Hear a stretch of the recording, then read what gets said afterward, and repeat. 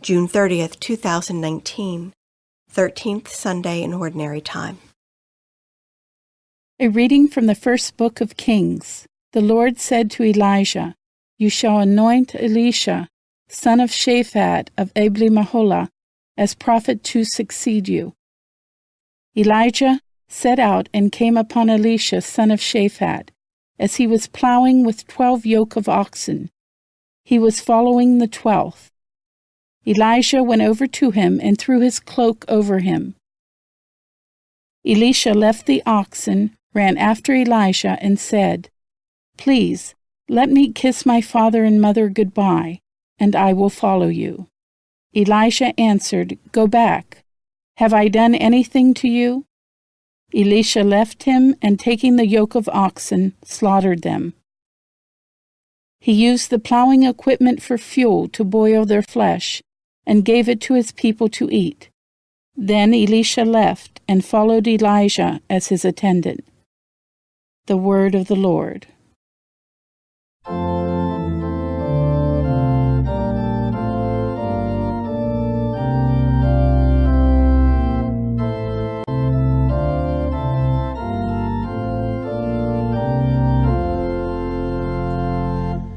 You are my inheritance, O Lord.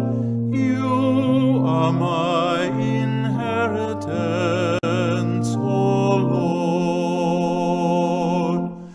You are my inheritance, O Lord. You are my inheritance, O Lord. Keep me, O God, for in you I take refuge. I say to the Lord, my Lord are you.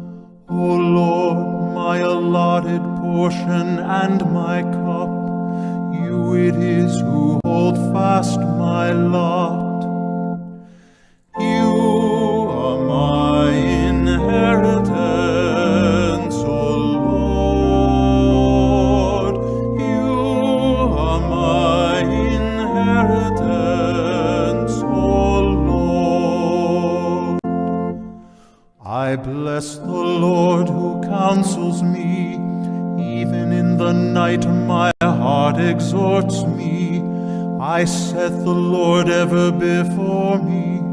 With him at my right hand I shall not be disturbed. You are my inheritance, O Lord. You are my inheritance, O Lord. Therefore my heart is glad and my soul rejoices. My body too abides in confidence, because you will not abandon my soul to the netherworld, nor will you suffer your faithful one to undergo corruption. You are my inheritance, O Lord. You are my inheritance, O Lord. You will show me the path to life, fullness of joys in your presence, the delights at your right hand forever. You are my inheritance, O Lord.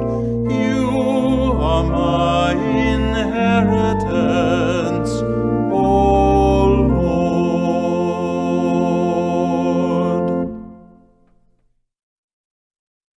A reading from the letter of St. Paul to the Galatians. Brothers and sisters, for freedom Christ set us free. So stand firm and do not submit again to the yoke of slavery. For you were called for freedom, brothers and sisters.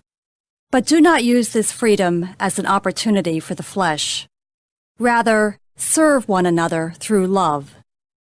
For the whole law is fulfilled in one statement, namely, you shall love your neighbor as yourself. But if you go on biting and devouring one another, beware that you are not consumed by one another. I say then, live by the Spirit, and you will certainly not gratify the desire of the flesh. For the flesh has desires against the Spirit, and the Spirit against the flesh. These are opposed to each other, so that you may not do what you want. But if you are guided by the Spirit, you are not under the law. The word of the Lord.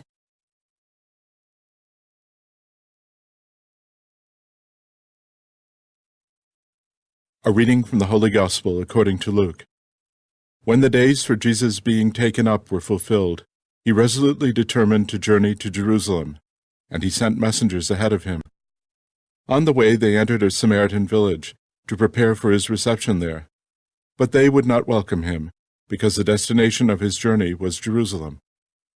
When the disciples James and John saw this, they asked, "Lord, do you want us to call down fire from heaven to consume them?" Jesus turned and rebuked them, and they journeyed to another village.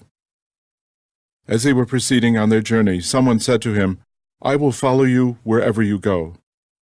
Jesus answered him, "Foxes have dens, and birds of the sky have nests, but the Son of Man has nowhere to rest his head." And to another he said, "Follow me." But he replied, "Lord, let me go first and bury my father." But he answered him, "Let the dead bury their dead, but you go and proclaim the kingdom of God." And another said, "I will follow you, Lord, but first let me say farewell to my family at home." To him Jesus said, "No one who sets a hand to the plow and looks to what was left behind is fit for the kingdom of God." The Gospel of the Lord.